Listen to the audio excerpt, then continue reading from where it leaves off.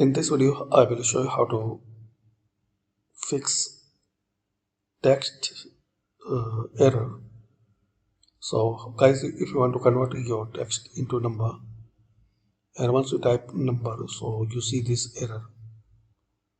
So select here, then once you click on this drop down, select convert to number.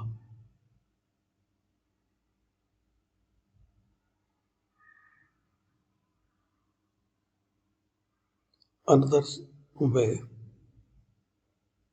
enter number 1 in any cell, Control C. Now select data where you have the numbers. So copy 1 by pressing Control C, then select data, and here click on paste special. Now select multiply, then click on OK. So this way you can convert your text into number. Thanks for watching.